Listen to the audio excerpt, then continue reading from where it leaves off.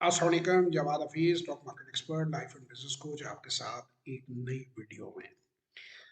Sir, आज मैं एक रिकॉर्डिंग पे कहीं गया हुआ था, मुझे इनवाइट किया उन्होंने, तो उन्होंने सवाल पूछा। मुझे बहुत अच्छा लगा सवाल कि रिस्क जो है, क्या वो स्टॉक मार्केट में ज़्यादा है या किसी और बिजनेस में ज़्यादा है?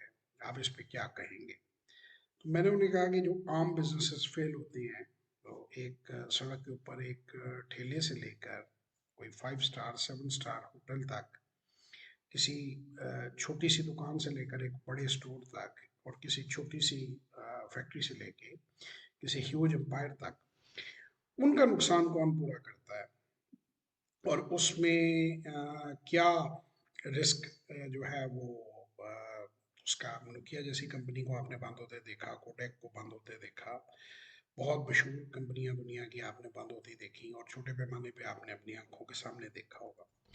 अब मैं जब इसका कंपैरिजन करता हूँ स्टॉक मार्केट के साथ, तो सबसे पहले प्रॉब्लम ये है कि स्टॉक मार्केट में नुकसान होता क्यों है? स्टॉक मार्केट में नुकसान इसलिए होता है कि लोग बगैर सीखे या बगैर वर्किंग किए उसमें जंप कर जाते हैं और बाइंग सेलिंग सुन सुना कर करनी शुरू कर देते हैं, और वो समझते हैं कि टर्मिनल के आगे बैठ के बाइंग सेलिंग करने से वो स्टॉक गुरु बन जाएंगे, जबकि ये बिल्कुल दुरुस्त नहीं है।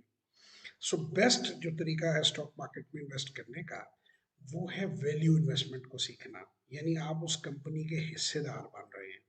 आप उस कंपनी की किताबों को जब जांच पड़ताल करके उसकी एक वैल्यूएशन निकाल के उसके ऊपर आप सरमायाकारी उस कंपनी में करते हैं, तो आपके लॉस होने के चांसेस बिल्कुल नेग्लेजिबल हो जाते हैं। फिर अगर वो कंपनी डिविडेंड पेइंग भी है, तो आप डिविडेंड यील्ड को भी देखते हैं और आप उसके बाद उसमें इन्वेस्टमेंट करते हैं। फिर अब तीसरा सवाल है कि बिजनेस में तो उतार चढ़ाव होती है, बिजनेस के तो हालात बदलते हैं। तो हर 3 महीने बाद एक पब्लिक लिमिटेड कंपनी जो है उसकी क्वार्टरली रिपोर्ट आती है, और क्वार्टरली रिपोर्ट में अगर कोई वीकनेस हो तो वो नज़र आ रही होती है।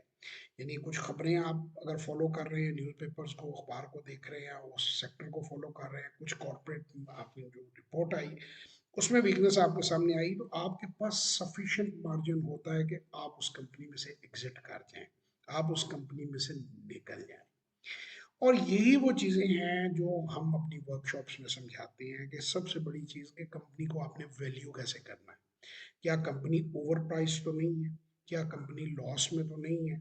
क्या कंपनी में कोई अकोमोलेटेड लॉसेस तो नहीं है? क्या कंपनी वीकनेस की तरफ तो नहीं जा रही? अब जो लोग ये चीज़ें समझ कर करते हैं, उनकी लॉस करने की प्रोबेबिलिटी बहुत कम होती है और मुनाफा कमाने की प्रोबेबिलिटी बहुत ज़्यादा होती है। लेकिन जो लोग इन चीज़ों को सोचे समझे बगैर, वैल्यूएशन निकालनी नहीं आती और जाकर चीज़ खरीद लेते हैं बाजार से, उनके लॉस करने की प्रोबेबिलिटी बहुत ज़्यादा होती है, क्योंकि वो जिस एसेट को खरीद रहे हैं उसकी कोई उन्होंने वैल्यूएशन नहीं की। उन्होंने देखा नहीं कि कंपनी की वर्थ कितनी है और एक शेयर की प्राइस मेरिट पे कितनी होनी चाहिए। और जो सबसे अक्लमंद लोग हैं वो डिस्काउंट पे बाय करते हैं।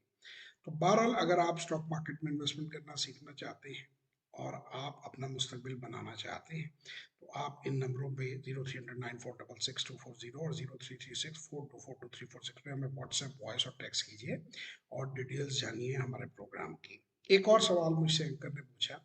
उन्होंने मुझसे क्वेश्चन पूछा कि ये क्या को बहुत बड़े सरमायादार जो है उसकी ज़रूरत होती है, बहुत बड़ा सरमाया बंदे के पास हो, तो क्या वो स्टॉक मार्केट में इन्वेस्टमेंट कर सकता है? तो इस पर भी मैंने उनको ये बात बताई कि बड़े सरमाए की कतई कोई ज़रूरत नहीं है। आप 1 लाख रुपए से भी सरमायाकारी कर सकते हैं, 1 लाख से भी स्टॉक मार्केट में इन्वेस्टमेंट का आगाज़ कर सकते हैं।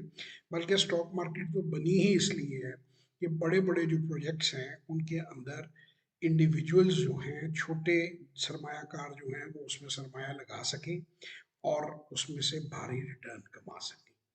तो ये है जनाबे वाला उन सवालों के जवाब। मुझे अच्छे लगे तो मैंने कहा मैं उस पर खुद भी एक वीडियो बना के डाल देता हूँ, और स्टॉक मार्केट में रिस्क मैनेजमेंट और स्टॉक मार्केट में स्टार्ट लेने के लिए क्या कुछ चाहिए आपको। इंशाल्लाह एक और वीडियो में आपसे फिर मुलाकात होगी। तब तक के लिए खुदा हाफिज़।